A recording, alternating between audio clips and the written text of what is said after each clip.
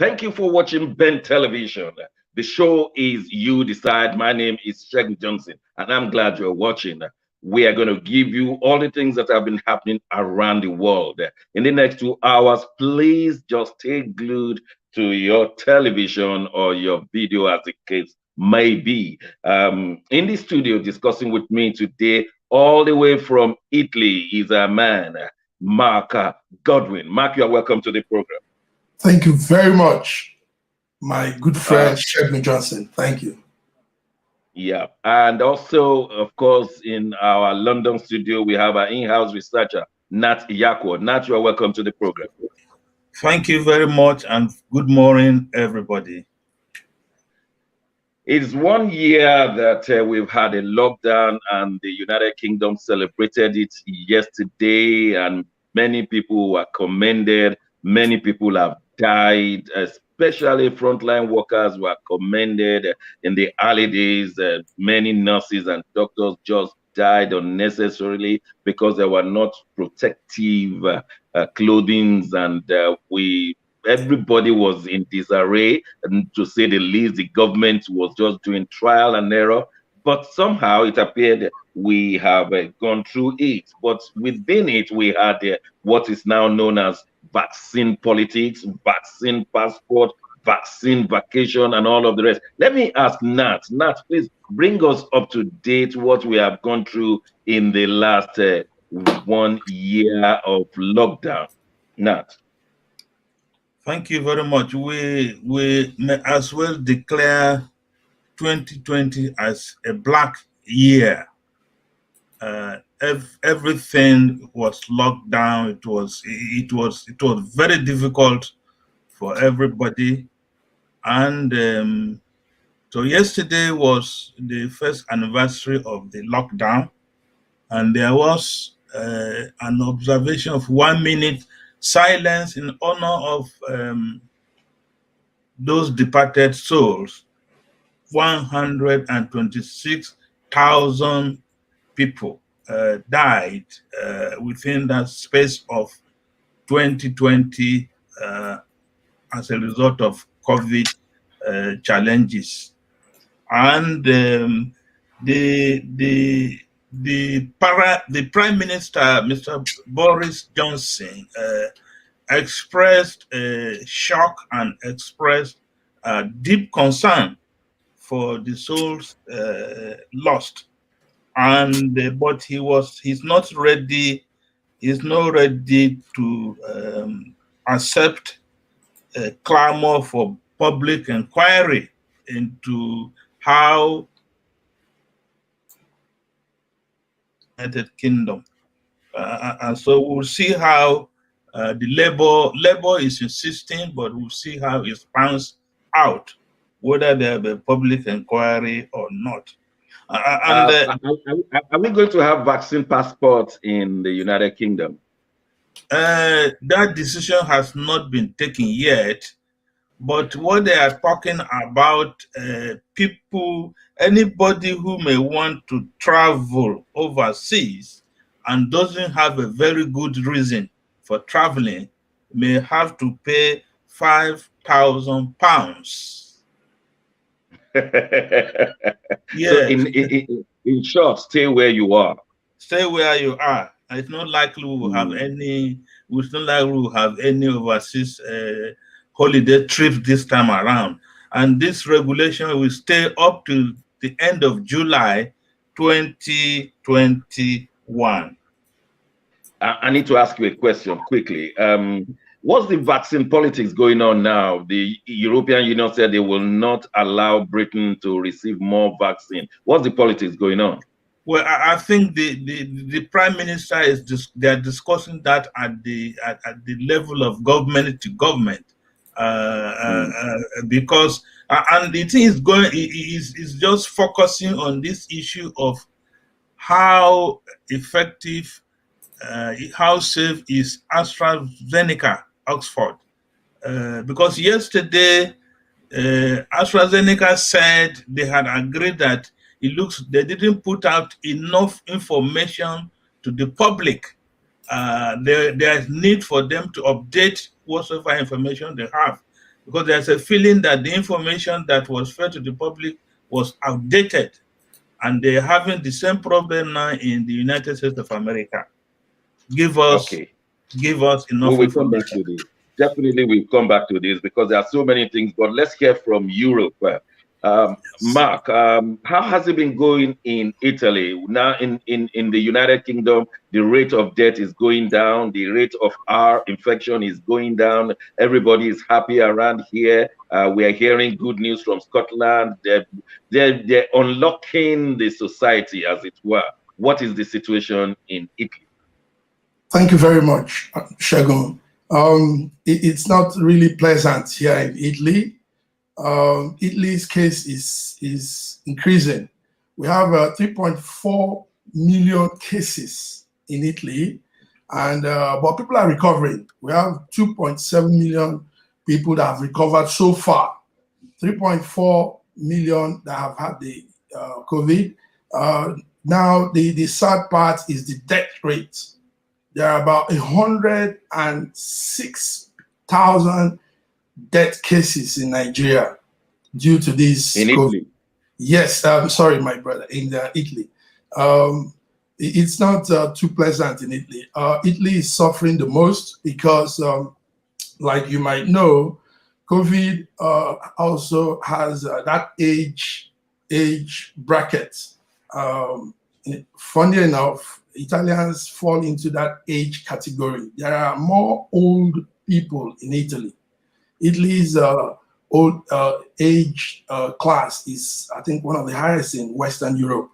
So we are having so much cases, but the government is stepping up now.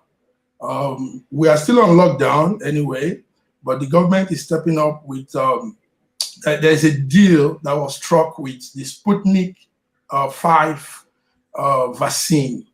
Due to the failure of the AstraZeneca vaccine, there were cases of blood clots, and some other funny cases. So Italy is picking up with the Russian vaccine.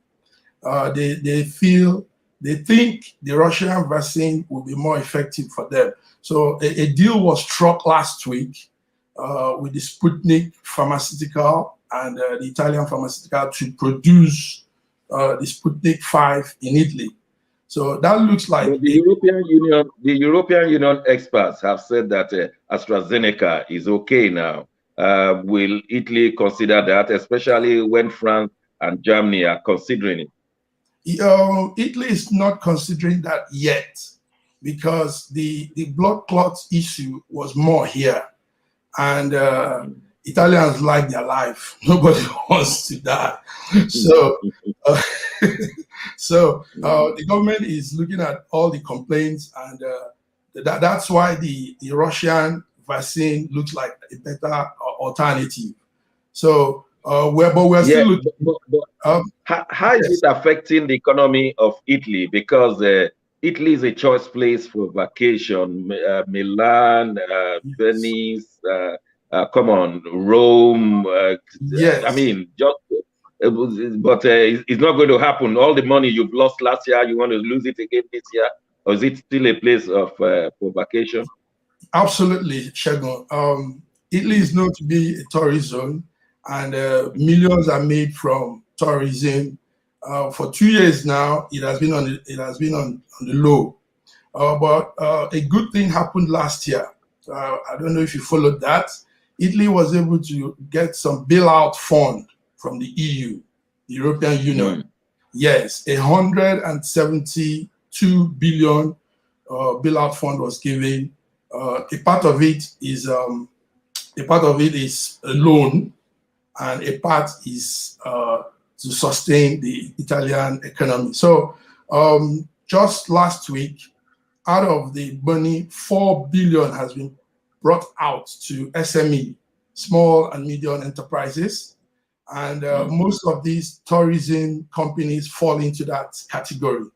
So yes, there has been very disastrous effect on that sector, but with this bailout, 4 billion on this SME, it's going to pick up. People will be able to, yes, cover up for the losses, because a lot of losses, my brother, a lot. But we are happy. Thank you. Thank you. Yes, sir. Go ahead. Thank you very much with that. We're happy that things are picking up and there's bailout fund from EU. We don't have that luxury now to have a EU bailout fund, but not here. So will our woes come to an end come May 21, or is it June 21, when every restriction will be removed? Then we can travel everywhere we like without filling any form. You think that will be the show? Well, the roadmap that was released by the Prime Minister last month targeted June 21. Scientists are now concerned a likely third wave of COVID virus reaching United Kingdom. It's already raging in other parts of Europe.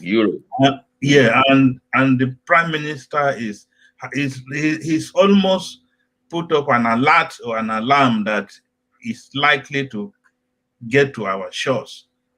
And so but it appears the young people will not accept it this time because of the riot we saw in Bristol. Lock down Britain and you will see the brawl you've never seen, with police officers, vans being burnt and public properties being destroyed. You think any government will want to face that one? Actually, the Bristol riot is still on. The riot continued yesterday night in Bristol. Though the riot in Bristol is talking about killing the bill. I mean, the bill is issue of press freedom, freedom to associate, freedom to demonstrate, freedom to speak out. And I'm sure other cities, there may be some eruption if there's any extension of lockdown in the UK. Yeah, I think the government will be careful to consider that one. Well, let's move on to what happened in South London. Sarah Everard was brutally murdered, and it was because a man was stalling her and eventually caught up with her and cut her into pieces. Before we look at a video that tells us how to help somebody and what to do when you need a help, Nat, do you want to bring us up to date? What happened to Sarah Everard? Sarah Everard, a marketing executive, 33 years old, young and beautiful lady, went to visit a friend and was coming back, most likely in the evening or in the night, around Clapham Common, and she never got home until after 1 week. Her body was found some 30 miles from the spot where she disappeared, the allegation or suspect is a senior Metropolitan Police officer, and so the investigation is on. And so the women, in an attempt to express sympathy and solidarity with Sarah, gathered around Clapham Common to sympathize and to express solidarity. But that became another problem with the police, because the police went in there and said, instead of sympathy gathering, it had become an illegal gathering, especially breaking the rules and protocols of COVID-19. And we see how some women were brutalized. We see how violence was visited on some of the women. And that is why that right hand put up a sign of, "I'm for peace. I'm not here to cause trouble. Please allow me passage." So the investigation is still on. The police officer is under detention. He has appeared once at the Crown Court. And so the public is waiting anxiously to see the outcome of this issue. Yeah, many people believe that it's becoming increasingly difficult for young women to work in their neighborhood without somebody stalking them. Is this really the position of things here in the United Kingdom? Yeah. The thing is it wasn't like that in the immediate past, but now people have to watch their back as they walk, especially if they are walking alone, and especially if they are walking in the evening towards the night time. People are watching their back, and the women are continue to protest. They continue to voice out their concern as to what is happening to them. Let's know from Europe, the continental, in the continent. Mark, is it that difficult in Italy as well to walk in the streets of Milan or Venice? I was in Venice and I went out late and it appeared peaceful, but there were so many vigilantes, not many police officers, but vigilantes. So how safe are the streets in Rome and Milan and other places? Thank you very much, Shegun. Well, as we all will know, disasters and situations like this COVID pandemic brings up other issues, and one of such is violence. And most times, this violence is a gender-based, is mostly targeted to a particular gender. It is not just, it's not about Italy or Europe. It's a worldwide situation. The signal thing you're talking about, as I followed it last time, it actually started from Canada. It's a Canadian foundation, a Canadian woman foundation that thought it wise to start that movement of women raising up their fists and showing the sign for help. Now that is coming because worldwide, the pandemic is creating another kind of situation, mental health situation. The pandemic is creating violence amongst people. Yes, in Italy, we are experiencing things too, but not in a high level.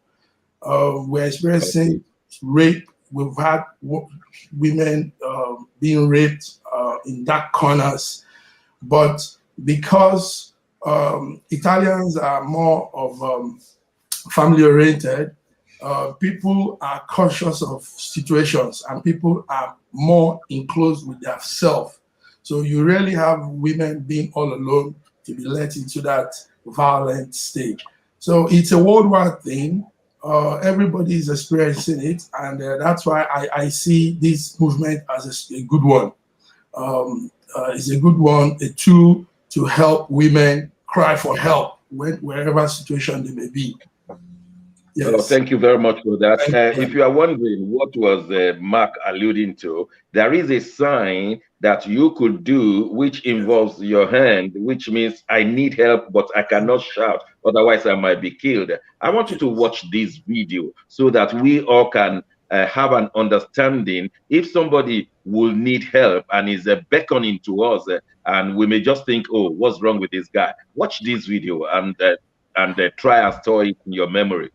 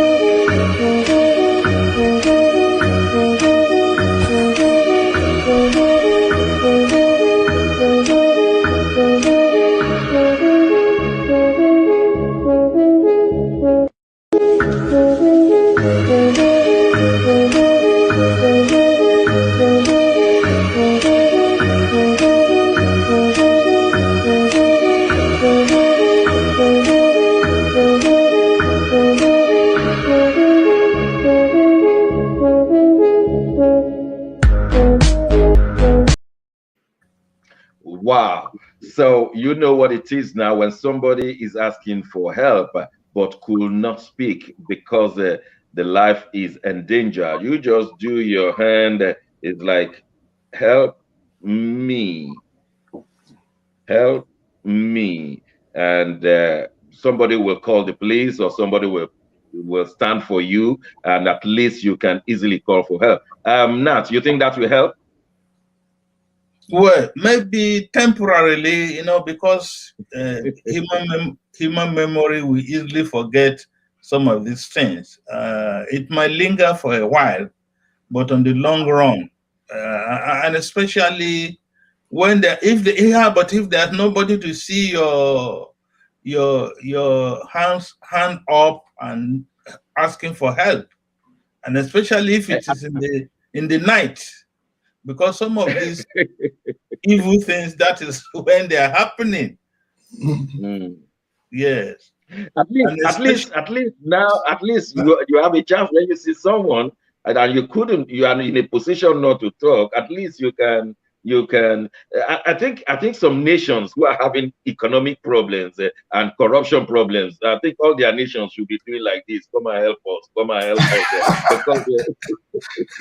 Because we are going to show you the situation of Nigeria, where the British High Commissioner was saying that money has been stolen by the governor of one-time governor of Delta State, James Ibori, and that the money was being returned, and that they did not trust Nigerian government to spend it all by itself. So the money was returned fixed to a project.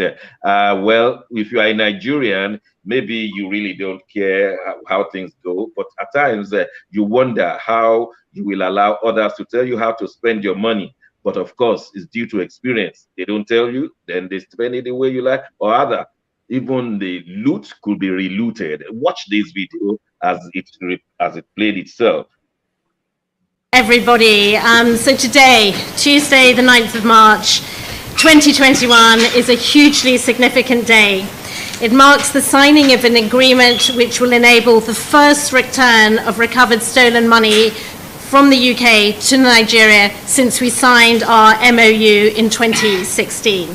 So both from a professional and a personal perspective, I'm so pleased to see this money returning to where it belongs. The UK has been working really closely with the federal government of Nigeria to return this money, and I'm so pleased that this money will help to fund 3 infrastructure projects which will directly benefit the citizens of Nigeria.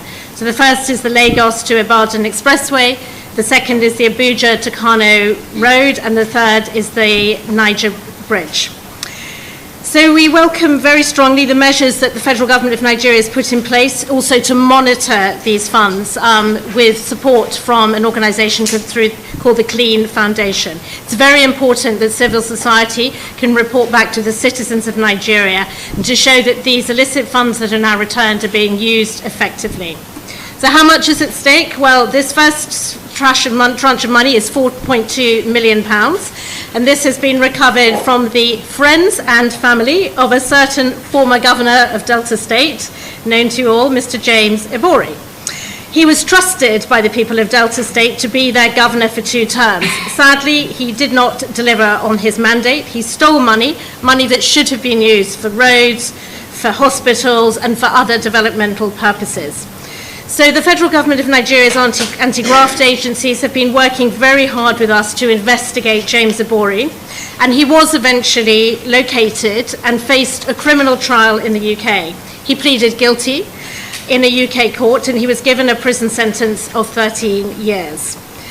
So these funds that we have secured the return of so far are from the friends and family of James Ibori. The case against James Ibori in terms of the amount to be returned directly from him is still ongoing.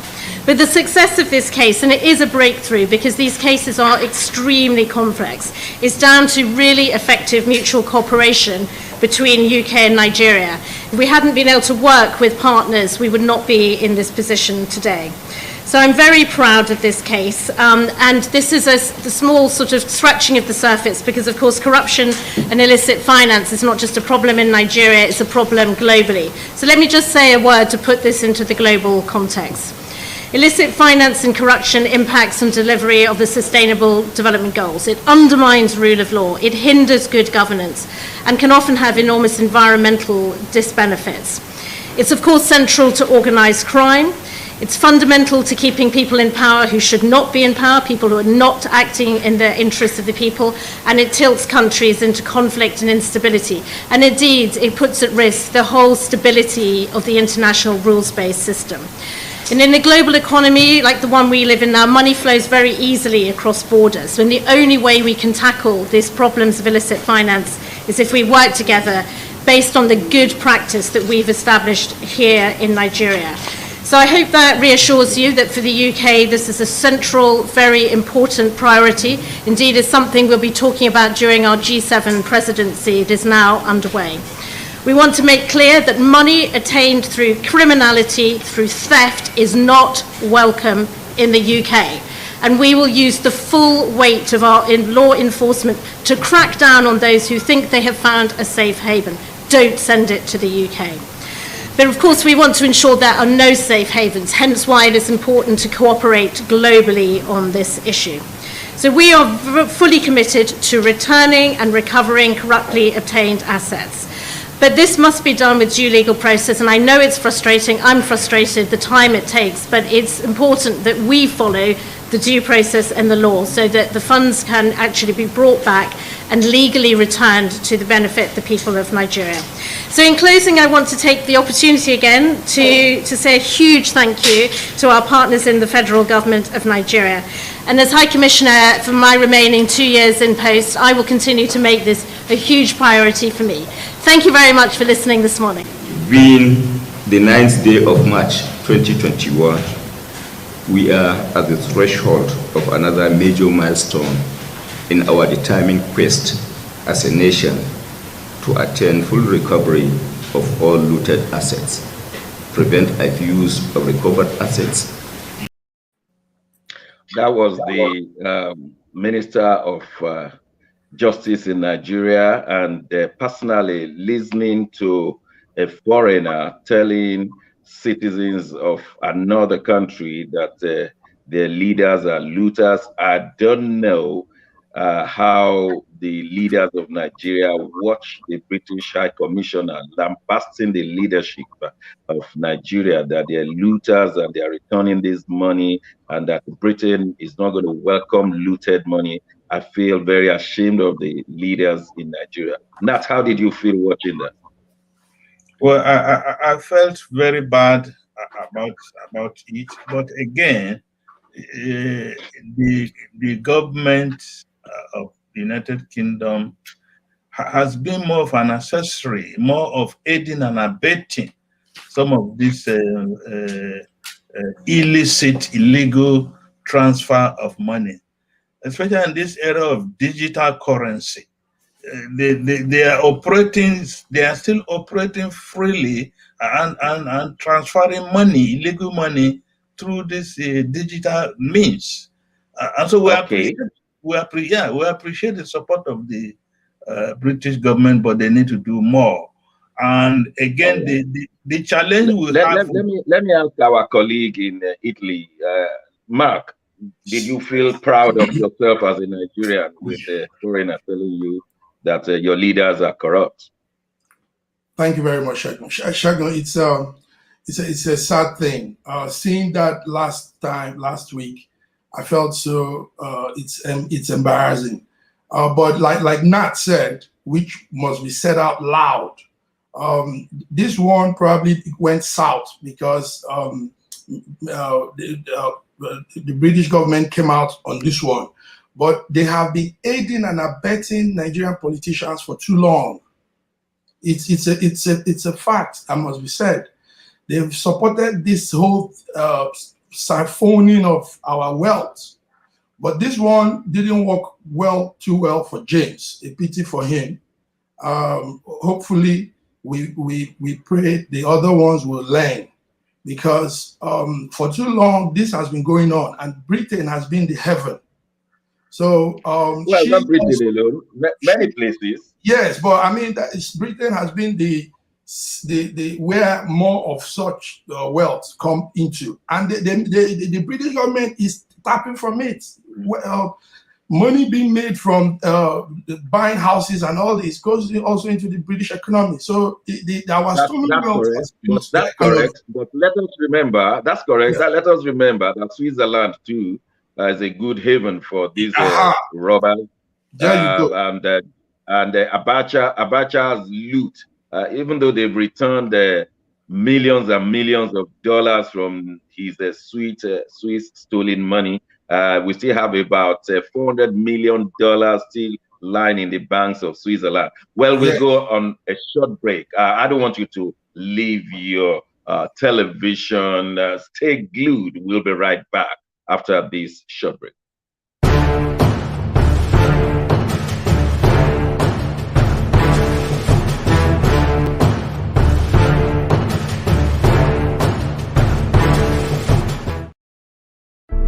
Ben Television has been going for almost 2 decades now, representing the African, Caribbean, and ethnic communities in the diaspora, especially based in the United Kingdom.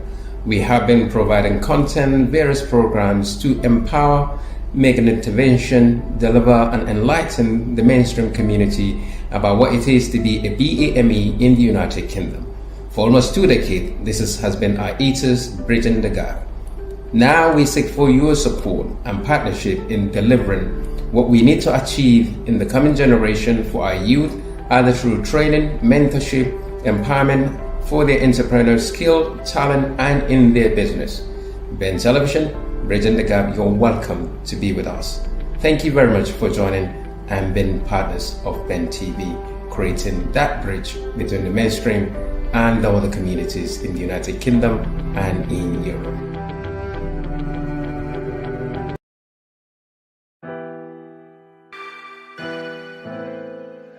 Schengen Story Magazine is an African international bi-monthly magazine based in Milan, Italy, and founded in 2016. The publication focuses on personalities, fashion, style, entrepreneurship, and culture for Africans. The articles on food, movies, fitness, music, travel, sports, technology, and books are also featured. Our lives full of best stories. A lot can happen in a month. Expand your mind, change your world. Get Schengen Story Magazine's full editions, celebrating Africans make an impact. Read better, the inside story. Your fashion magazine for a better lifestyle, inspiring stories for you. Your monthly dose of entertainment, a better mind keeping you updated. Hashtag Schengen Story Magazine.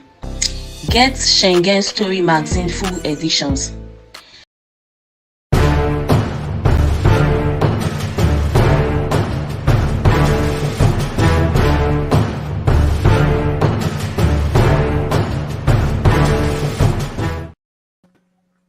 Thanks for staying with us. Still Ben Television, and the program is You Decide. The governance in some African states is a lot to desire. What we have one protest in one of the countries in Africa, of course, you know the country I'm talking about is Nigeria. We have this protest in Nigeria. The labor unions are not happy with the way the country is being governed. And it appears that the seat of power in Aso Rock is just not responding enough. Well, they appear to be responding, but not enough for the yearnings and aspirations of Nigeria. We want you to take a look at this video, labor unions protesting of lack of governance. Most importantly, they said the amount they are taking as salary is gone down seriously when taken in relationship with the foreign exchange. Many government places are still paying 18,000 naira, whereas the official salary per month should have been 30,000 naira. 30,000 naira will be something like 30 pounds, but that is for the whole month. Well, let's try and see what they were saying. Let's have this video on labor union protest.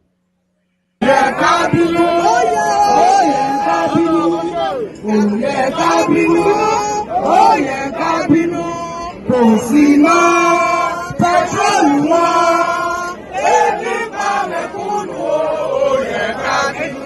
particular period of coronavirus and COVID-19 ravaging the whole world, when all other countries are looking for a way to give palliative to their citizens, $2,000 for America. Our own leaders, the kind of palliative they are giving us is to kill us and to take away the livelihood from our life. We will not allow that, and we will not accept that. Just like the chairman of TUC has said, we will resist it with the last drop of blood in our body. What we have come to do today is not necessarily to protest or to shut down the nation. It is to express our displeasure and ask that immediately that bill be stopped. Let it be noted that minimum wage is not only about government.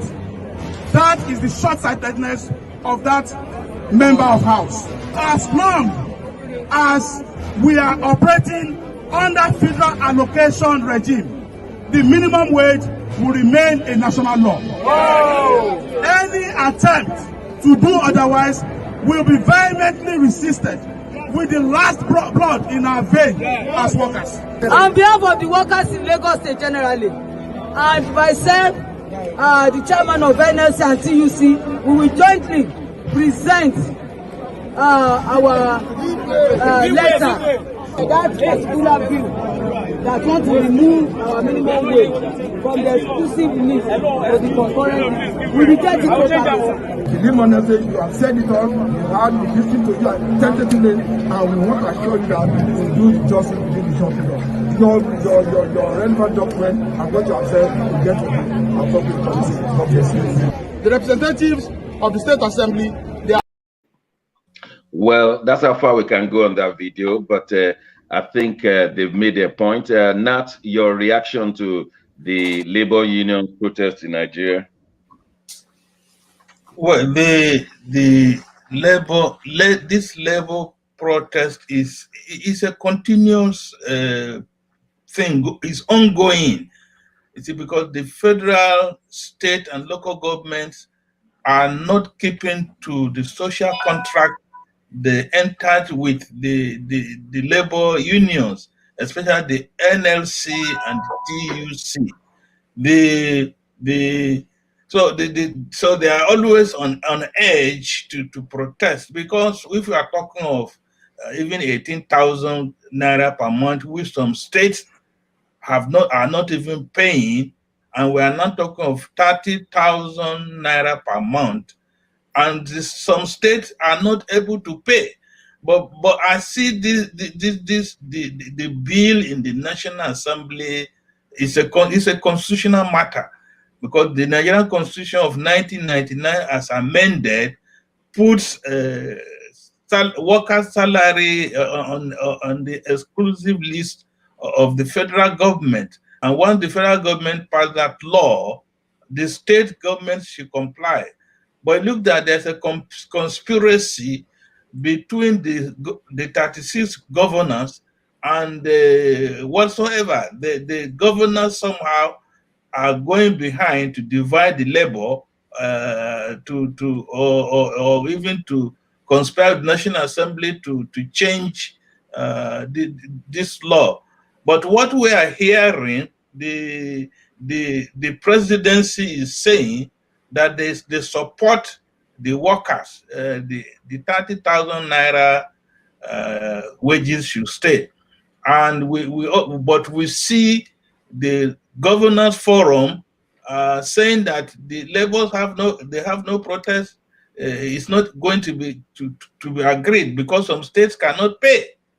So we are really in a dilemma as to what going to happen. But most importantly, the 30,000 naira minimum wage cannot even carry some of these workers to their residence at the end of the month.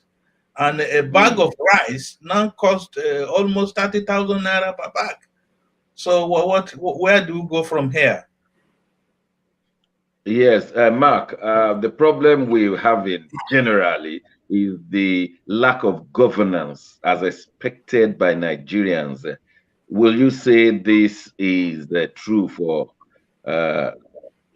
most of the parts of the country, in Zamfara, in Anambra, in Lagos, or if we're to be specific, how about the federal government? Are they giving governance? Yes, Shagun, Nat said it all. Let's take note that the presidency, President Buhari signed the 2019, he signed into law the bill to increase the monthly minimum wage to 30,000. So that should stay. That's signed. But the states are not living up to it. Many states still struggle to pay that salary to their civil servants. And like the NLC president said, Ayuba Waba, once you remove the bar of having a national ceiling, I'm quoting him now, of what cannot be paid as a wage, they will now go back to being paid as slave wages. So I hope you got that. Yeah, so we're in a situation where it's sad that we're even talking of 30,000 naira. That's in dollars, that's $79 for a person to live in a month. $79. We're having a problem, definitely, and yes. They appear not even to take the Nigerians in diaspora into cognizance. Some TVs wrote a letter of petition saying that some bandits were distorting and disturbing the agricultural procedures and processes in the Middle Belt, and the Deputy House Speaker, House of Representatives Speaker, refused to acknowledge that as far as they are in America, they cannot talk about Nigeria. And it went viral, and many people had to step in to say, are you out of your mind, Mr. Deputy Speaker? Where do you come from? I mean, the way he said it, whether he was playing politics, whether he was serious, many people felt very bad that the Deputy Speaker of Nigeria will not even acknowledge Nigerians in diaspora. Let's watch what happened in the House of Reps on that day. Mark Tese Gbila, representing Gwe East, Gwe West Federal Constituency of Benue State. Mr. Speaker, I have a petition from the Mutual Union of the TIV in America against the federal government of Nigeria.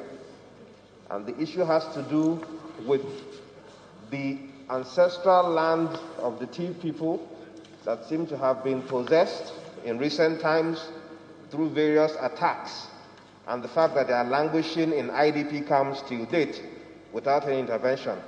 With your kind permission, Mr. Speaker, I want to lay this petition before this honorable House.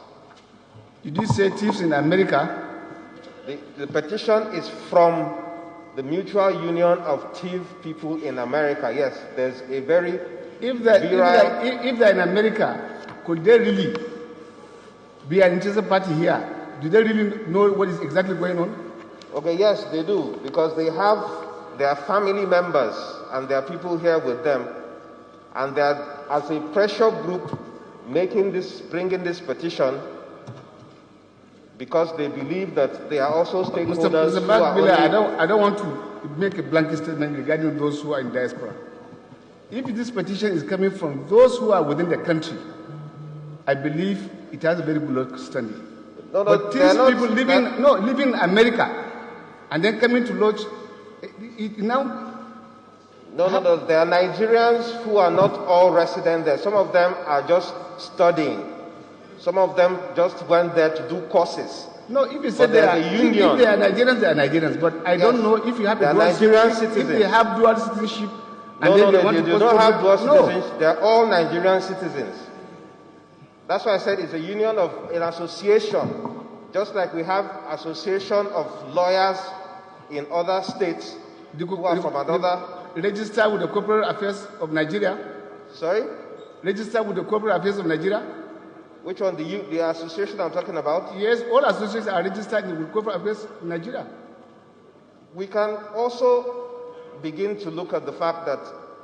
Our Constitution, Section 40, does not stop any of us from freedom of association. Section 40 of the I'm not saying that. I'm not stopping that, but I'm saying if they are Nigerians and living in Nigeria are bringing issues, I agree. But somebody in America who is far away in this country. Mr. Speaker, this is not the first time we have presented petitions, even from those who are not resident. That is why Nigeria. We even the have Speaker has to allow the petition to be laid until he's convinced. I'm not convinced that somebody from America should come here and then be laying issues in Nigeria. I'm not convinced. Okay, Mr. Speaker, would you allow for the relevant committee to also look at it? First, when you read the clause says with the permission of the Speaker, it means that the Speaker is convinced of the issues raised and the local standing of the person talking. Okay, Mr. Speaker, you know we have a diaspora department, even as a country, that handles issues with Nigerians in the diaspora. And we do not tell them that they are not resident in Nigeria. Abike Dabri, a very right honorable member of this House, superintends over that, and we handle the issues of Nigerians as long as they are Nigerian citizens, even in diaspora. So these are still Nigerian citizens with Nigerian passports who are sending a petition. Maybe I will refer you to the functions of the Committee on Diaspora. If you go through that one, it has nothing relevant to what you are now presenting. No, I'm not even talking about the committee. I'm saying no, you are referring me to so that I will understand. Yes, we agree that even in the House here we have diaspora committee. Your concern seems that is for that. Excuse me. That is for them if they have issues for us to solve it for them. But out there, at their own comfort, I think they are not. They don't have this. The position. So why do we bother about Nigerians in the diaspora then? Because why do we bother? Because we have a diaspora commission. Please, I will not allow that. I will not allow that petition to take. Honorable Magbila, be guided. Please. Honorable Magbila, be guided. I'm not convinced that we need to take that petition. Thank you. Whip. Honorable Magbila, be guided. About what, Whip, sir? Thank you. Take your seat, please. Professor.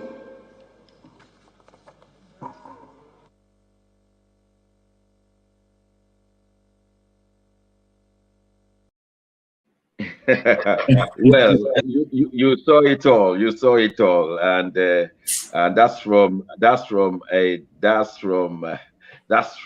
the highest legislative house in the land. That was from the National Assembly. Well, the deputy speaker, number one, has shown that he needed schooling. Secondly, I wonder why the other legislators were not furious, but it appeared that they were not even enjoying the show. Everybody was involved in one or two things they were doing. They did not see the seriousness of what was going on, and the man was just shut down. Can we, Nat, what's your immediate impression? Well, this is the challenge we have with the recruitment system in Nigeria, recruiting people into leadership position. The position of the Deputy Speaker, House of Representatives, comes in the national ranking almost the 5th or 6th position from the President of the Federal Republic of Nigeria. And so when you find such a person speaking that way, it's an embarrassment, scandalous, and it's shameful and disgraceful for APC and for the House and the image of Nigeria. But the latest development is that when the Speaker, Gbajabiamila, came back to that seat, yesterday, that same petition was accepted and laid to the House for discussion. Mark, what's your impression? We were here in Western Europe. Nigerians were so let down. Everybody had this very, very demoralizing and sad mood throughout last week when this occurrence happened. With my discussions with some leaders of community and people here, they said it's a show of how Nigeria, the leadership in Nigeria, inside Nigeria, doesn't seem to understand what it means to have a country in the progressive line. Now, the fact remains that the Nigerians in diaspora are the ones carrying that country, not the oil money. The Nigerians in diaspora are carrying that country's economy because the remittance they send goes to the ordinary Nigerian. So it has more effect than the oil money. So for this honorable, to this Deputy Speaker, Idris Ahmed, to have done this to a petition that will probably throw light to some issues that will help them. And the other thing is he took time to say so many things against the petition. That time wasted, that time he used in explaining and talking back and forth, he could have had what that petition was. I mean, that was the precious timing to listen to the petition from the thief American people. But he has shown how very, very low his perception to progressive situation is. And we have one question. We have one question here. Somebody just wrote in. He says, "Is living outside your country of origin, Nigeria, make one less a Nigerian?" Sometimes I wonder what kind of education these legislators have. That's one Nigerian.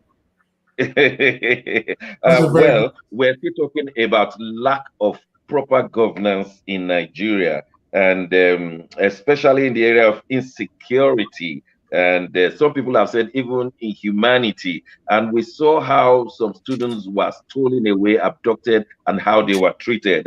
Let's watch this video, and Nat will bring us up to date what has happened to these young men and women who are abducted. Watch this one and see whether there is still governance in Nigeria. There is government, but there is no governance. Watch this one.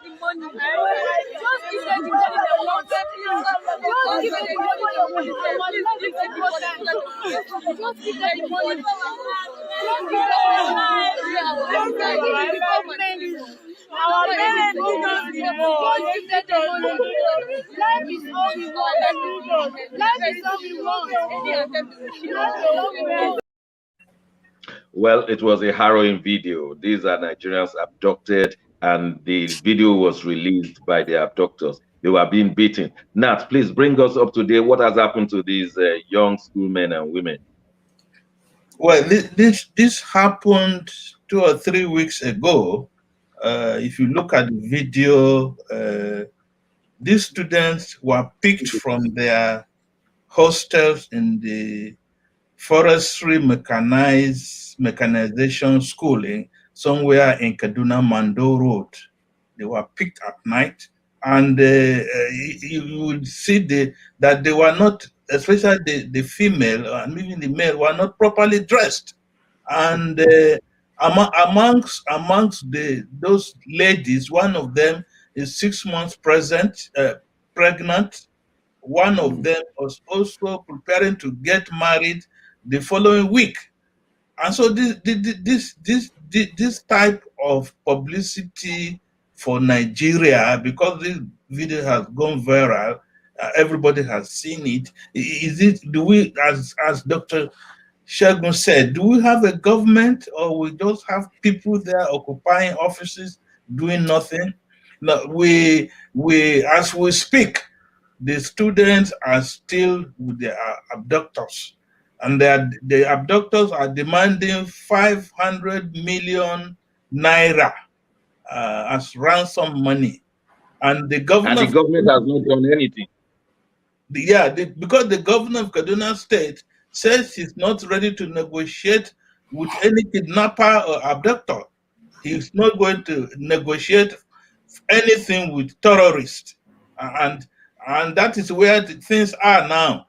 2 days ago, the parents of some of these students had to block the Mando Road in Kaduna, demanding, giving ultimatum for the state government and the federal government to pay this ransom and release their children. You see, the abductors use that video as a bargaining tool.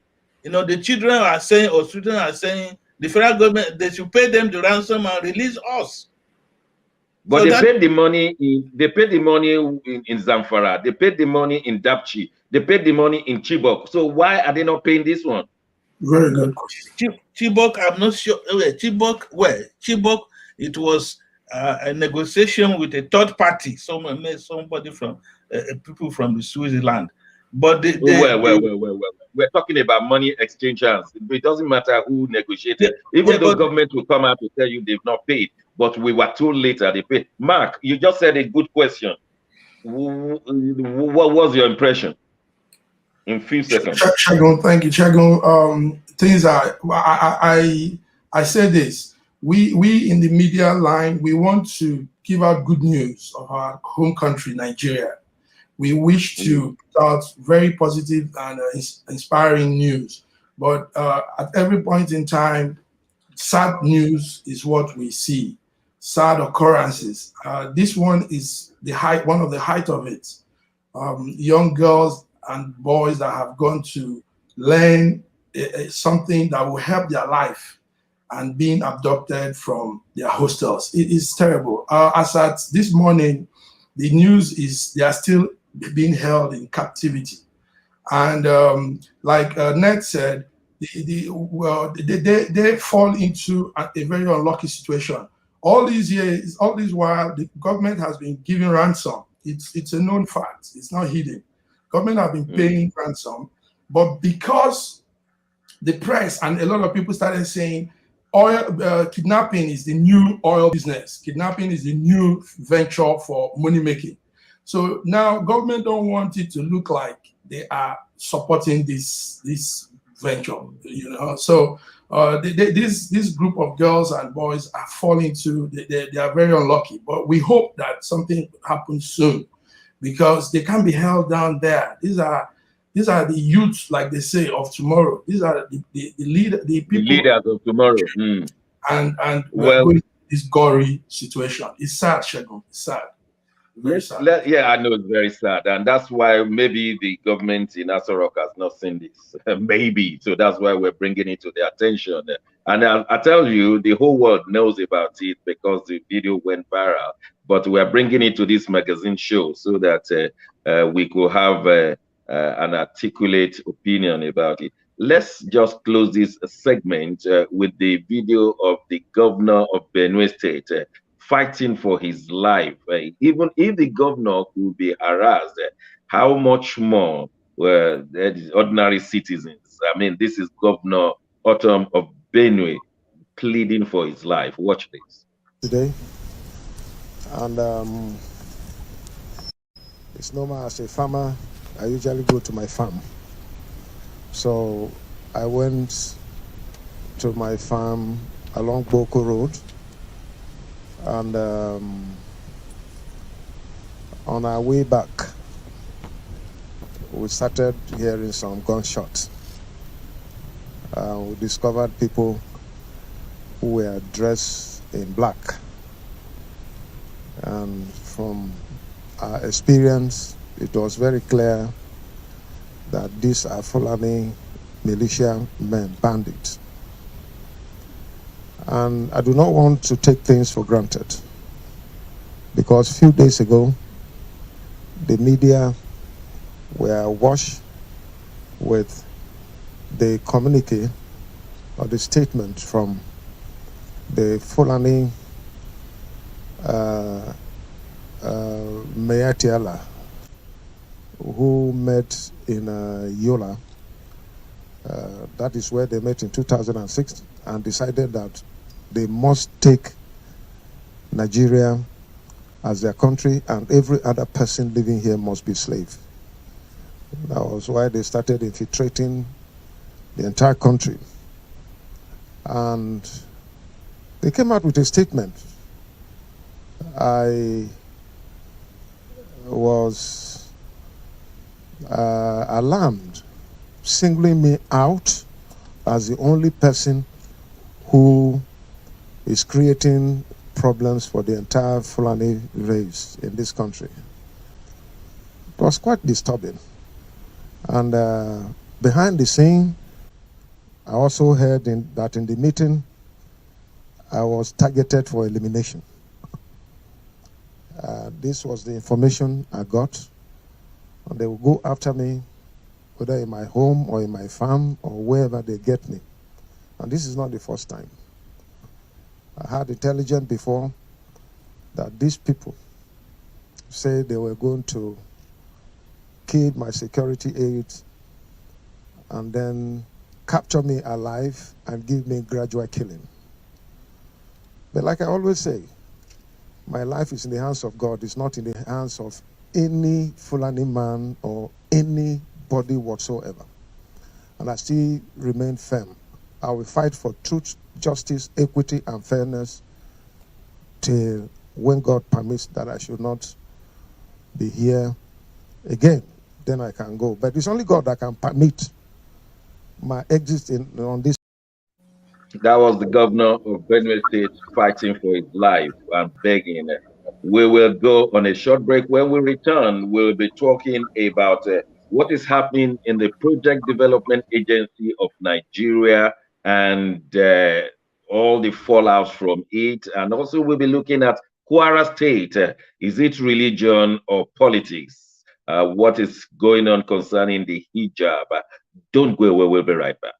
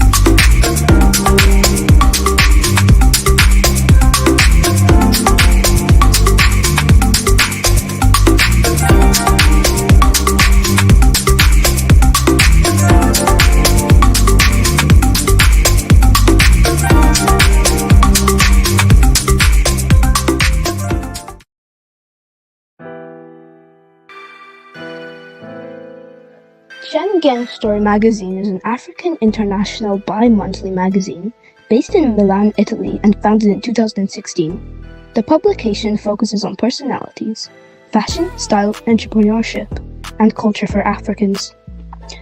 The articles on food, movies, fitness, music, travel, sports, technology, and books are also featured. Our lives full of best stories. A lot can happen in a month. Expand your mind, change your world. Get Schengen Story Magazine's full editions. Celebrating Africans make an impact. Read better, the inside story. Your fashion magazine for a better lifestyle. Inspiring stories for you. Your monthly dose of entertainment. A better mind keeping you updated. Hashtag Schengen Story Magazine. Get Schengen Story Magazine full editions.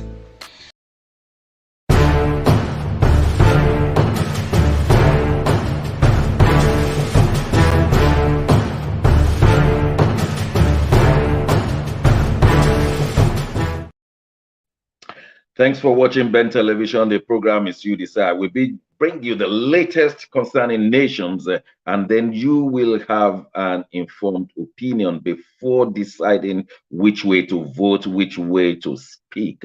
And we are glad to discuss the issue of an agency in Nigeria. It's called PRODA. It's a project development agency situated in Enugu, and there have been clashes between the leadership in PRODA and the House of Representatives.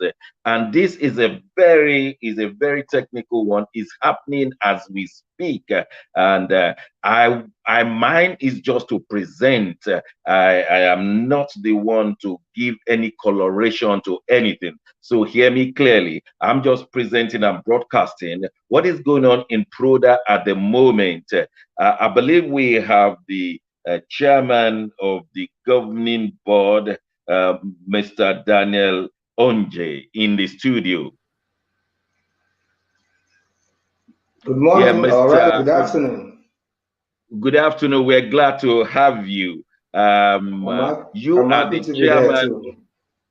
Thank you, sir. You are the chairman of PRODA, Project Development Agency. Yes. Please, first of all, tell us, what does your agency do? What does your agency do before we go into the challenges of the agency? Well, basically, the mandate of the agency is the very primary or fundamental task of the agency, which is a core mandate, is research and development, R&D. That is what the institute is all about. Okay. And where do you get your funding from? The funding comes solely from the federal government. Okay. And the leaders of the agency, they're appointed by the federal government? Yes. The Director General and the Chief Executive of the agency must be an appointee of Mr. President. And also the political leadership of the agency, which is the board, is also the appointment that is solely within the powers and prerogative of Mr. President. Okay, and what are the impacts that this agency has had over the years? Well, to say the fact,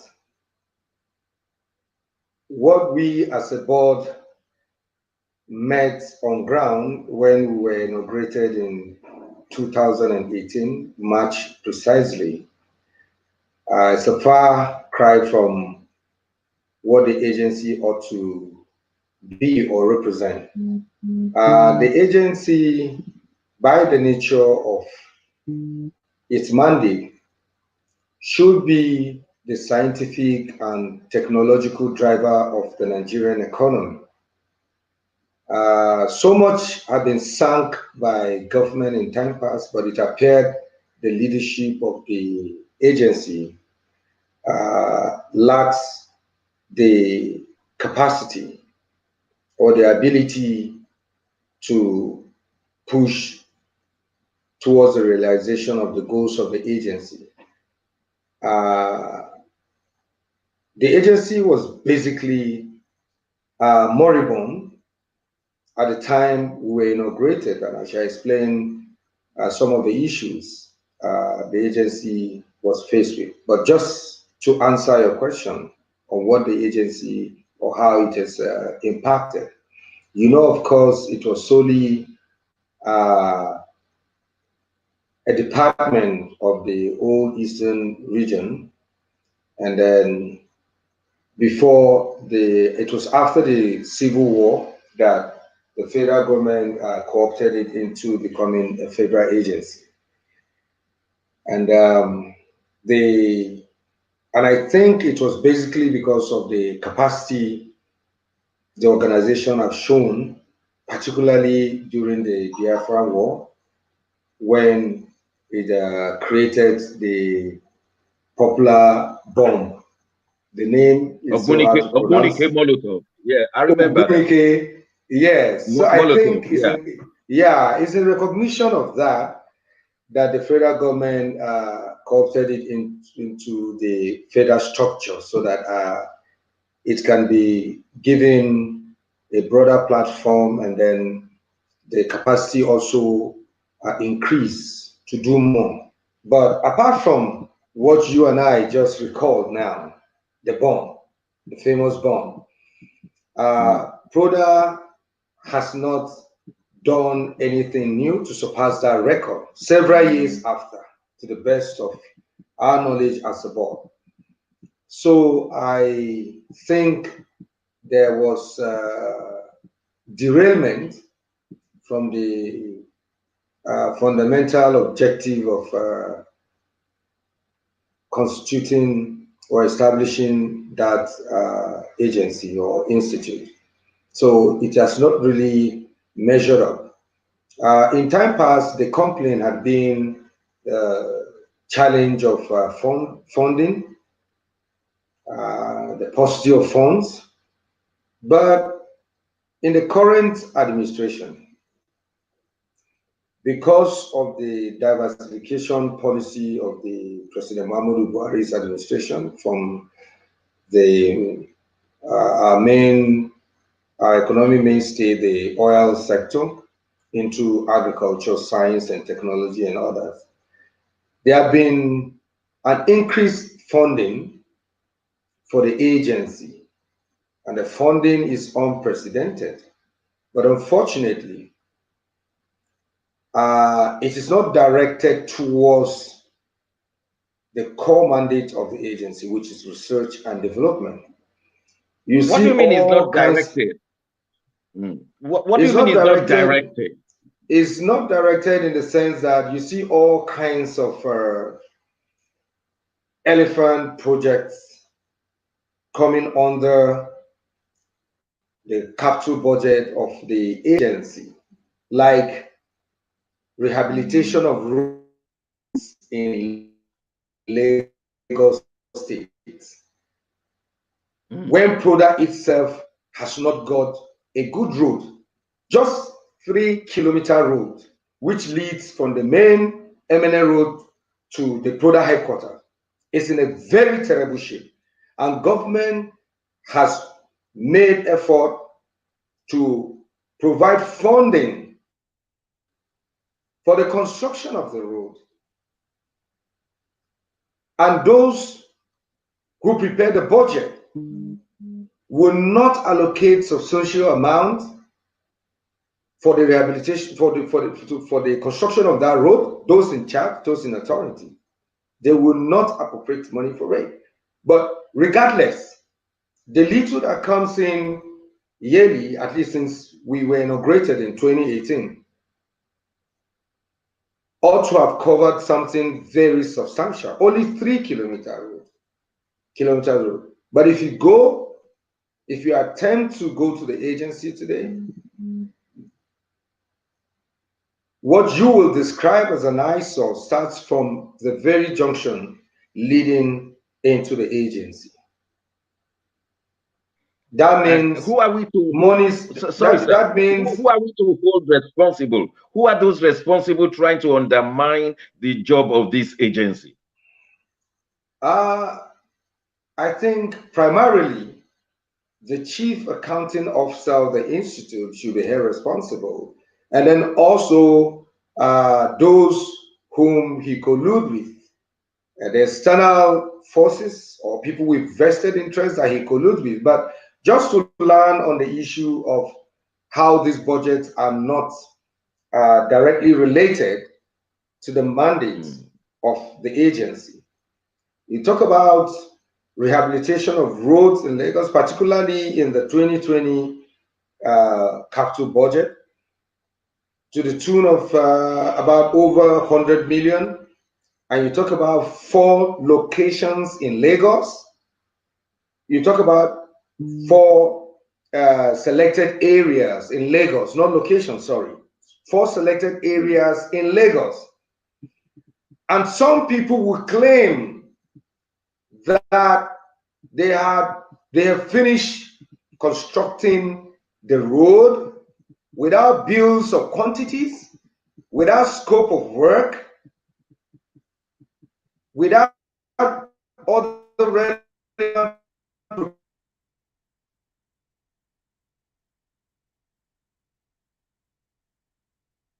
Wow, we are experiencing a jam of the wave there. I'm sure that Mr. Onje's line will soon be restored. If you are listening to us, Mr. Onje, something happened to your wavelength and we could no longer hear you. But I'm sure the studio will bring you back as soon as it is okay. So studio, please watch out for Mr. Onje's wavelength so that we could bring him back. He was at the verge of telling us something important. Let me come back to my friend Nat in the studio. Nat, what do you know about Proda and his challenges? Well, Proda, as the chairman of the board was trying to tell us, is a federal parastatal under the Federal Ministry of Science and Technology. And their mandate is to do research and development of scientific instruments that will help boost the economy of Nigeria. They do. I visited their website and I'm seeing that for the first time an institution in Nigeria is producing pencils for Nigeria. Okay. We have been importing pencils. We used to import pencils, isn't it? As little as pencils. Yes, simple thing like pencil. We've not been able to develop, but Proda is developing or has developed pencils for the Nigerian educational system. They have also been into fabricating simple agricultural instruments like cassava dryers, maize dryers when harvested. They have been into simple instruments that would boost the economy, especially at the rural community level. So what is the role? Why is the House of Representatives not helping them to boost that? Because there is a oversight committee. What are they doing to undermine them then?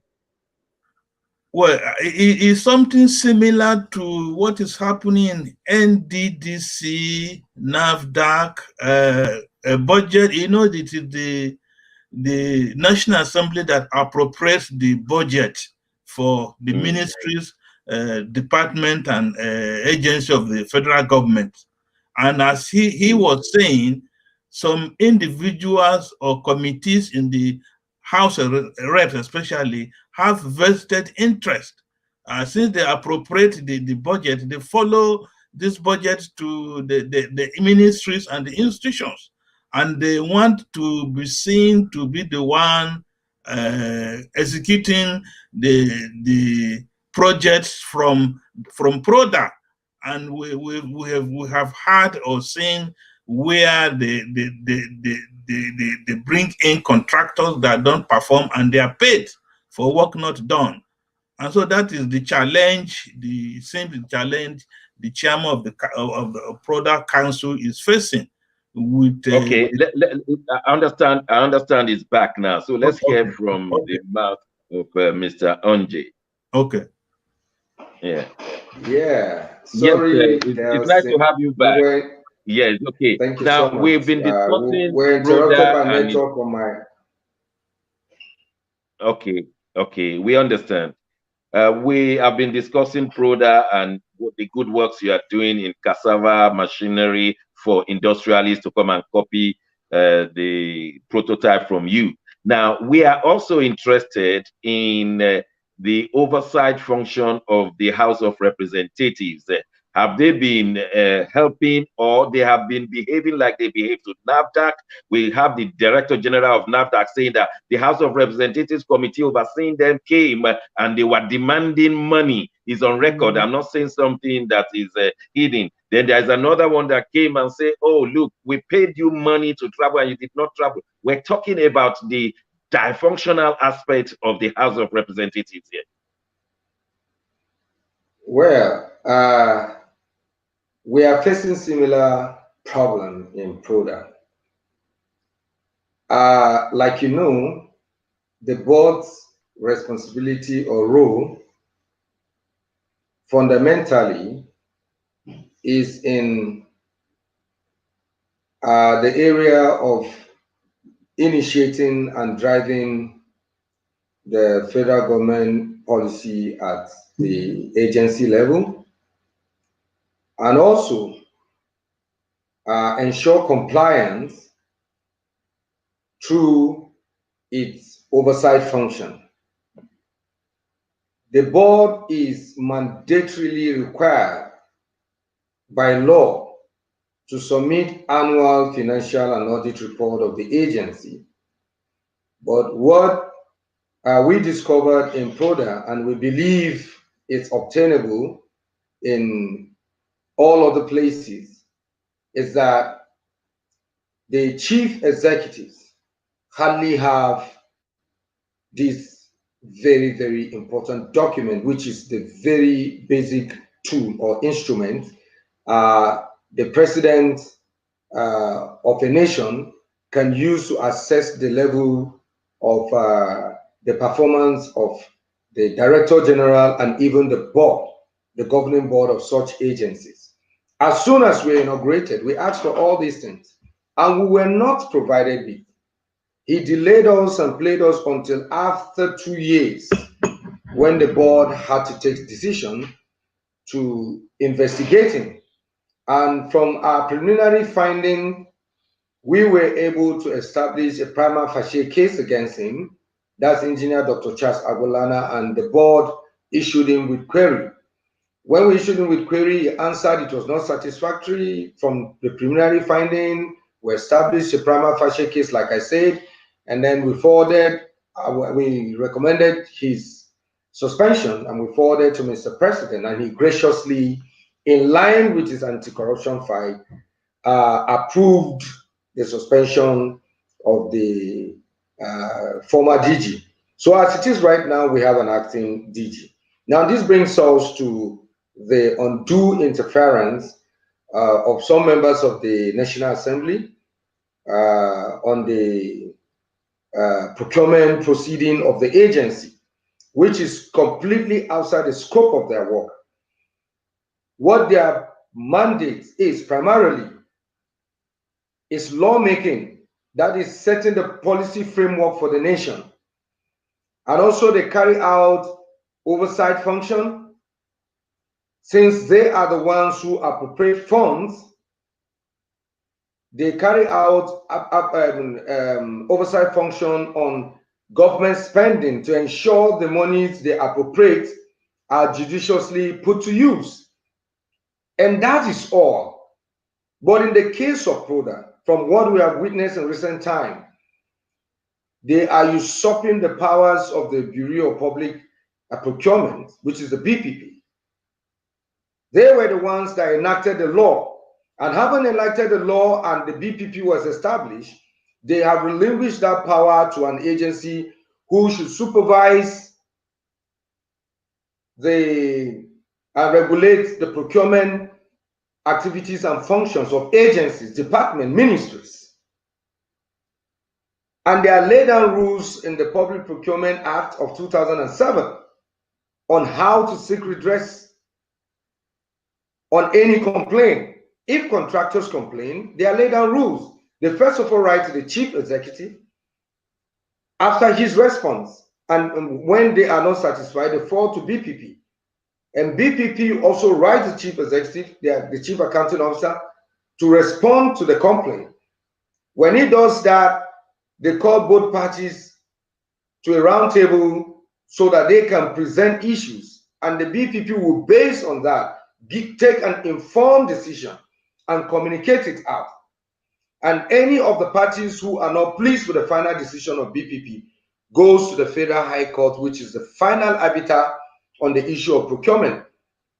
But yet, the National Assembly, which is never mentioned in law to be part of the process, hijacks the process from BPP, the function from BPP, and continually harass the acting director general of the agency, who has refused to go and pay for the phony contracts illegally, invalidly, and unlawfully issued to their so-called contractors.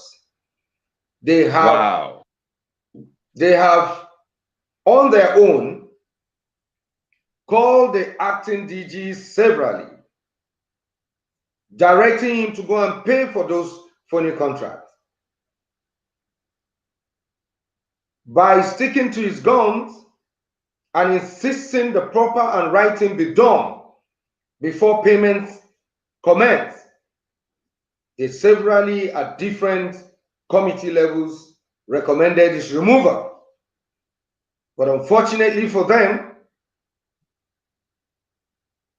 the law is very, very clear about the boundaries of their mandate and authority. Their resolutions are merely advisory to the executive. As such, they lack the power to recommend the appointment or removal of any appointee of Mr. President. Yeah, Mr. President has stated clearly via the SGF circular of May 19, 2020, on the procedures to be taken to discipline his appointees, his political appointees, which is a complaint has to be laid and the body charged solely with the responsibility of commencing a disciplinary proceeding against a chief executive, an appointee of Mr. President. The board is the only body charged with responsibility to activate such. Mr. President has said in the circular that even if complaints are taken to the doorsteps of the ministers and the ministry, they should send those complaints back to the board. So the National Assembly lack the power. I'm sure, Mr. Onje, they're listening to you, and of course, I will still give you one more chance to tell us. But I just want to say that you are not the first person to be whose duties are being usurped. We remember Professor Mojisola Adeyeye coming out to say openly that the legislators were asking for underfunded NAFDAC, and they were not even ashamed to. And we have seen it again and again that the legislators will go to agencies and demand money from whereas they were underfunded. I just want you to hear from my colleagues before I come back to you, and then we end this section of the program. Nat, have you had something like this before happening in Nigeria? Am I the only one hearing? Well, this is, let me put it this way, this is not the first time and it's not news. I think it's in the public space, the public domain, that our National Assembly members, when I mean National Assembly members, the Senate and the House of Representatives and their various committees, when they go for this oversight duties, they cross the red line. They do more than that. The NAFDAC issue you have mentioned is in the public domain. The same thing for the Security and Exchange Commission, when Aruma Ote was there as the executive secretary. The chairman of the capital market, one Honorable Hombe, collected extra code. I didn't travel. He asked for 30 million naira to organize the public hearing, and he did so many other things, and trying to tarnish the image of Aruma Ote who had distinguished herself internationally and nationally in the performance of her duties. And the same thing is happening in the NDDC.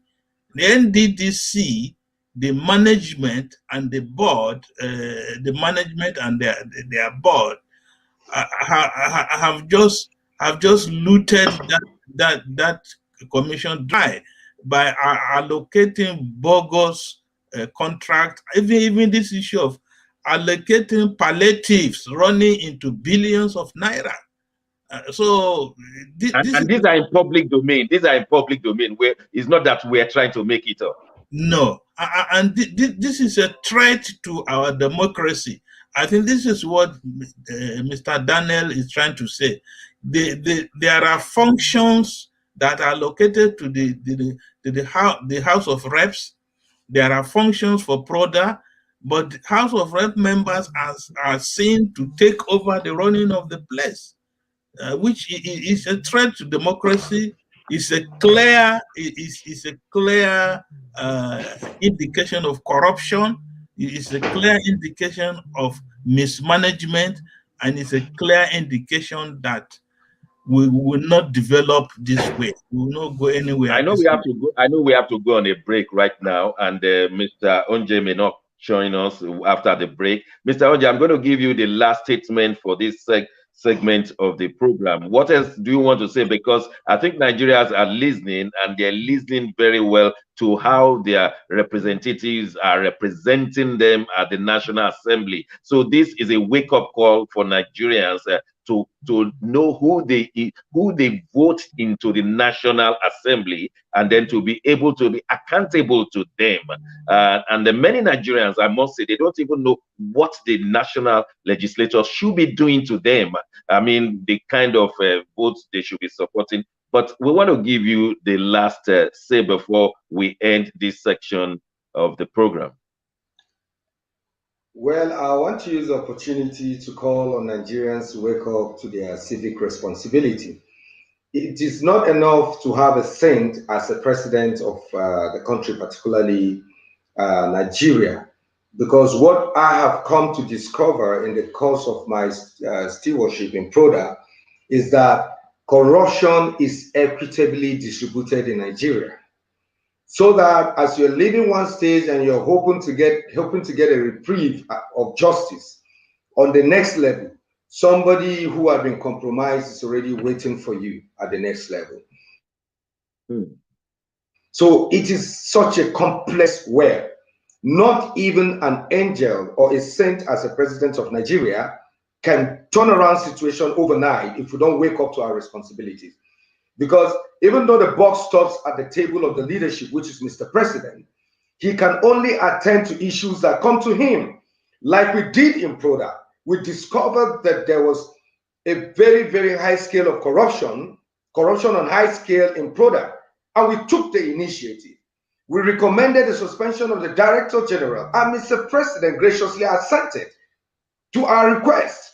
If all other boards of parastatals all over the nation toward the same line, rest assured that we will light up Nigeria.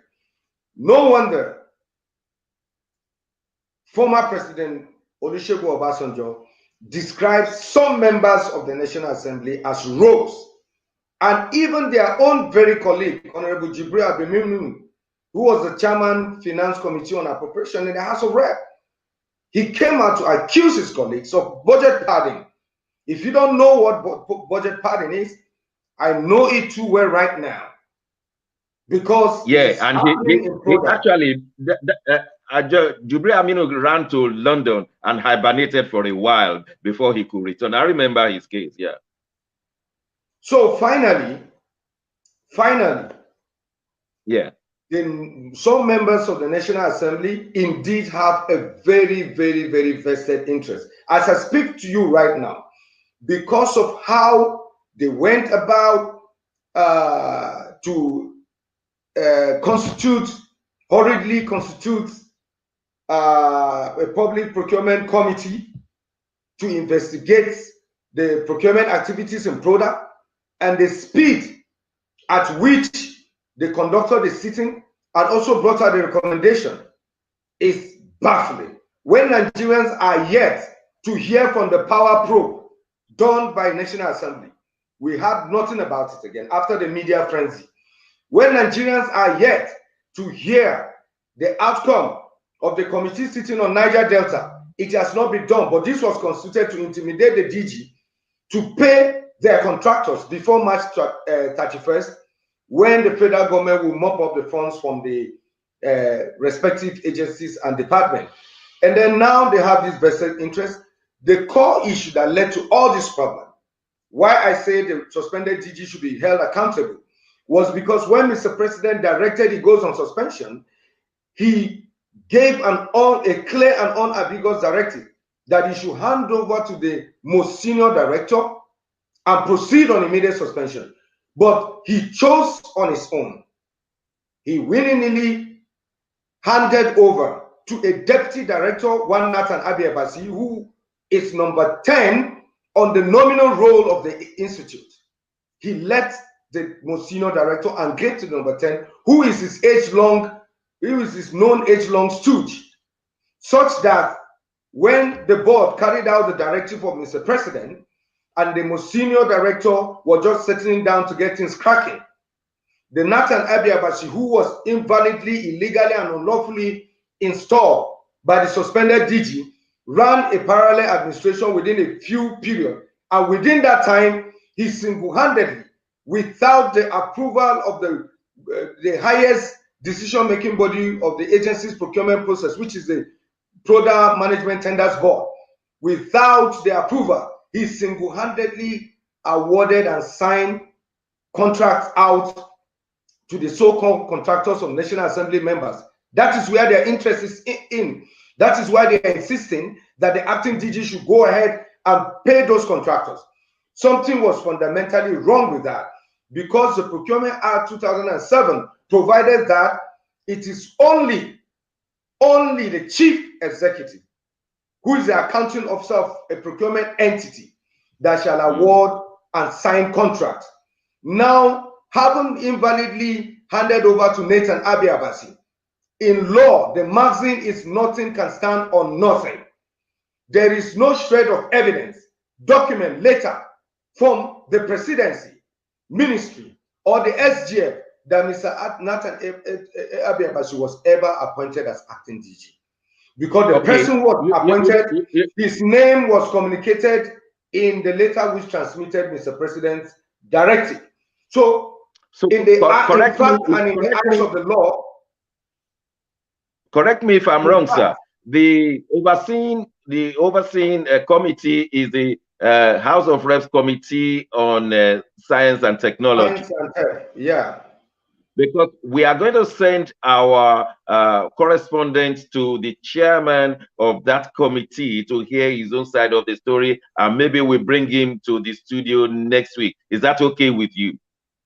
It is okay by me, but you didn't ask me questions on it. I hope you bring me on board too by that next week. Oh, definitely. If we can get him on board next Wednesday. It's a female, Honorable Benila.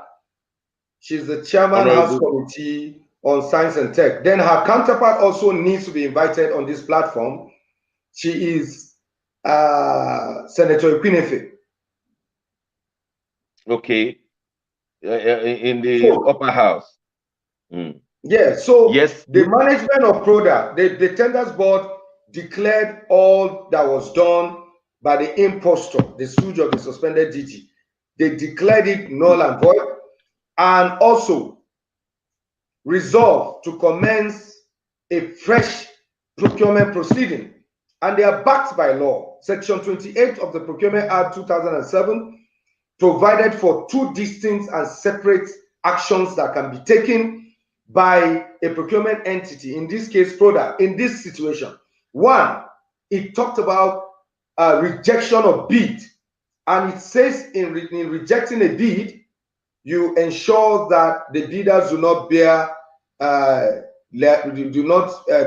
any liability, and also the procurement entity will have to seek the approval of the Bureau of Public Procurement, BPP, before they reject any bid. But the second distinct provision states that a procurement entity can cancel the entire procurement proceeding in public interest. And there was nowhere it stated that the procurement entity will have to secure the approval of the BPP, because this is a matter that can be described as a doctrine of necessity. Once it is in public interest, once it is discovered that the process of the procurement is flawed and substantially marred with irregularities, the procurement entity can cancel, which was what the acting DG did. Immediately he came on board, so that the agency can conduct a fresh procurement proceeding that will be in line with the provision of the law. And that is what the National Assembly members are against. Rather, they prefer to endorse and accept that which was done in connivance with the suspended DG, his stooge Nathan Abiy, whom he illegally and unlawfully handed over to, and the contractors of the National Assembly. And we have on records where monies were collected in several millions year in, year out. These monies are running into billions. Full payments are paid to contractors, and there are no evidence on ground which are either commensurate or to show a modicum of evidence at all, in some cases, that these jobs were actually executed. They collect the first mobilization, and then without doing anything or showing evidence, and then they run back to the suspended DG, who has his younger brother, one Albert Abulana, who is a link between him and the National Assembly members, a staff below level 14,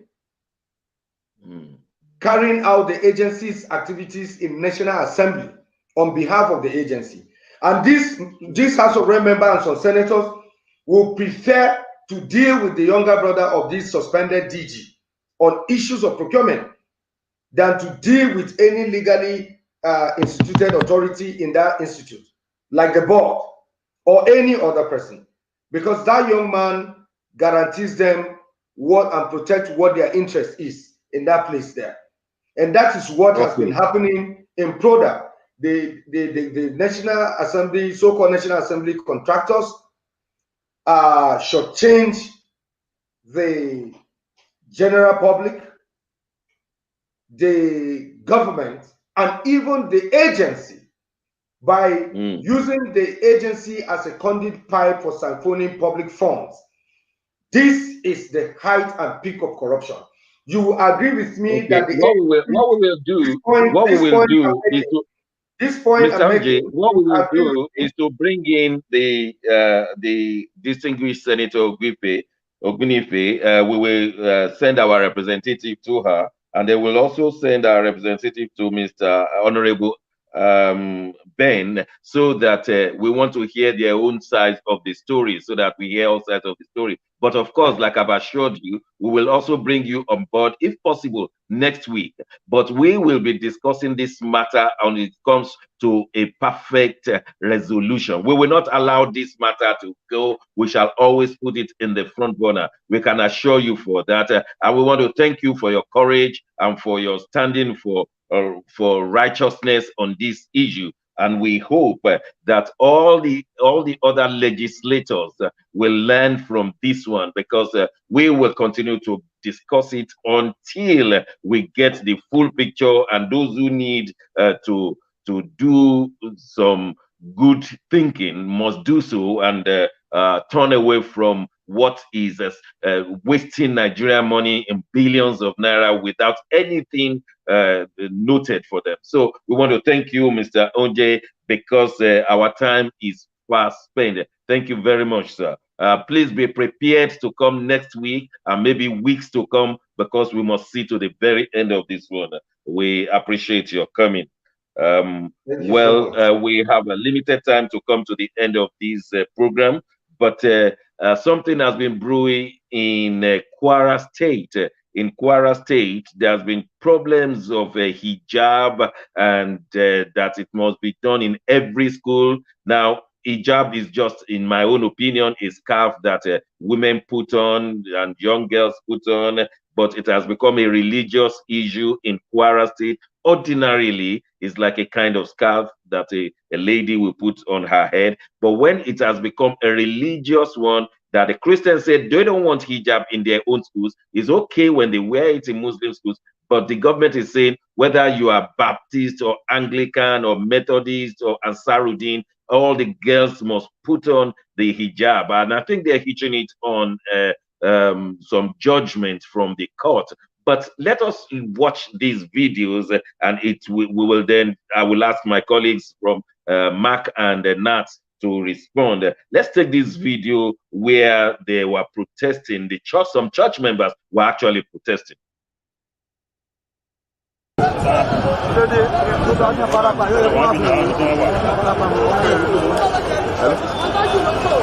As far this morning is simply because Kwara State government, led by Abdulrahman Abdulrazak, is not respecting the rule of law. And if the state government, led by Governor Abdulrahman Abdulrazak, will not respect the rule of law, there will be chaos. We have warned the state government. A case that is in court, a case that is in Supreme Court, that the Supreme Court have not given a judgment over, the governor is making pronouncement. And as long as the state government will not respect the rule of law, we will defend our property, we will defend our faith, we will defend our property. It's simple as that. We will not allow hijab in our school. This is a Christian mission school. We will defend our faith, we will defend our property. Let Kwara State government respect the rule of law. Thank you very much. And we also have where the Kwara State government has gone beyond what was happening in that video. They have gone to cut some iron rods, and I mean, you just have a look yourself. See what the Kwara. The governor has not said anything. You are pressurizing and you are forcing.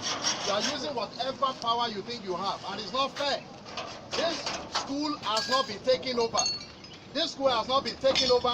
It was grant-aided, and nobody can take it just like that forcefully. Others that were taken over were compensated. As in 1974, that the schools were grant-aided, none of you, of 29 schools that were asked to be taken care of in Kwara State, none of the mission school was there. Why are you people so happy? This is the highest level of injustice. No school should be forced to open for any reason. It's an act of injustice. And I want you to be on record that you forced us out of the. Well, that was the government of Kwara State forcing itself into a school, and the proprietors could not stop them. A show of power. Nat, please quickly bring us up to date. I'm watching the time.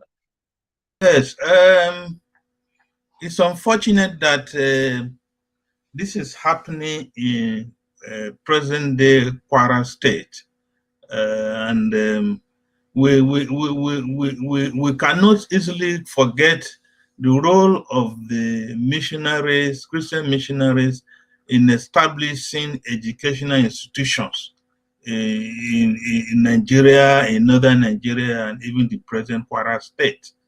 The situation also is taking on a political tone, which should not be the case.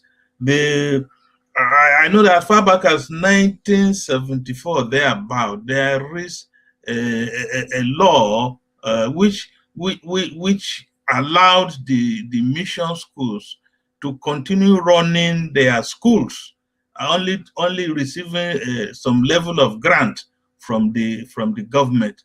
And we have had successive governors and government in Kwara. I'm not sure it has come to this level where the government is seen to be taking side with one religion at the expense of the other. We know this type of things happened in Oshun at one time, and it was it became a riotous and very shameful thing. The students were not going. Nat, let's get it straight. They're not complaining about hijab in Muslim schools. They're not complaining about hijab in government schools. They're complaining about hijab in Christian schools. I think that's the main issue, isn't it? Yes, and basically and fundamentally, as you stated in the beginning, this issue of hijab has got nothing to do with religion, because even where it originated in the Middle East, Saudi Arabia and all these people, they wear this clothing to protect them from the elements of the weather, because the sun, the sand and all the rest. Windy. Yes. Please pardon me. Let me quickly run to Milan. I want to ask Mark, because I know in France hijab is also prohibited, but in Milan, in Italy, is a hijab prohibited? I know it's a hot issue in France. Yes, thank you very much. I want to go back to Nat's statement. It's something that should be stated, that hijab is actually not a Muslim attire. The Muslim religion just took to it. Hijab is an attire in the Middle East, and it came up as a result of the elemental forces in that side that were very strong. It's a sad thing that it's a beautiful women dress code. Hijab is a beautiful women's dress code, but it is a sad thing that in Nigeria, in Kwara State, the government has allowed it to become an issue of controversy. Governor Abdurrahman is not doing right by enforcing it in a Christian-founded school. It's more like going against the rule of law, like the man was saying. Well, yesterday, the PAM secretary... How about, I want to ask, sorry, yes. I want to ask in Italy, is there anything against it inside of Italy itself, in the country? No, Shagun. Yes. Unlike in France. Are you aware that of France? Yes, France, exactly. France, it has not been enforced, but the French culture is trying to, the French Muslim, remember that France has quite a number of Muslims. They are trying to push it in as a dress code, an acceptable dress code. Please, pardon me, Mark. Yes, I'll just leave you at the time, and I must say this one before we close today. The greatest job you must get in Nigeria, if you really want to dance and be happy, is to be a governor. You are not a governor in Nigeria. You have not yet got a job. No matter how much you want, the only thing that you can enjoy in Nigeria is being a governor. Watch this video and then contest to be the next governor of your state.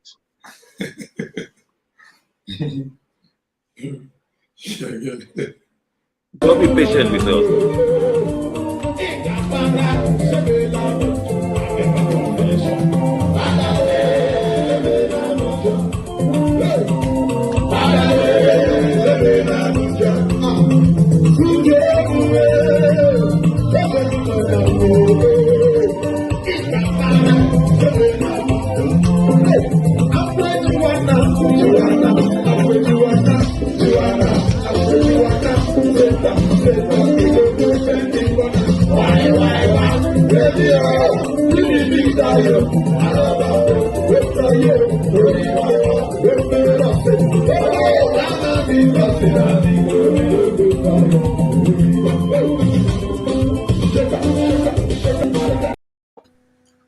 Well, that's how far we can go today. It's my job to thank my colleagues from Italy, Mark from Milan, Italy. Mark, thank you for coming. We're going to have you next week because we want to hear from the continent.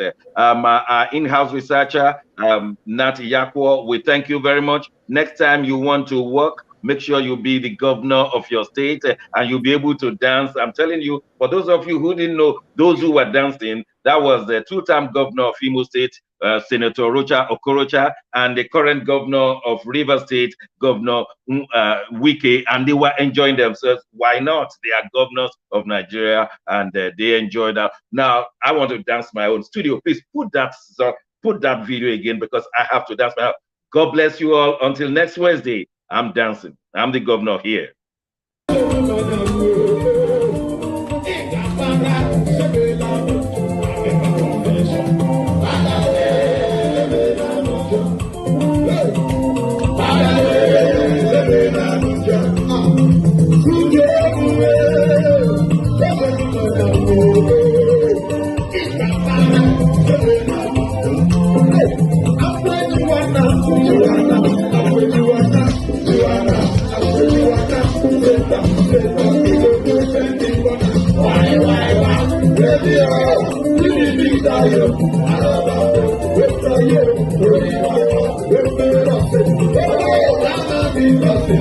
Thank you.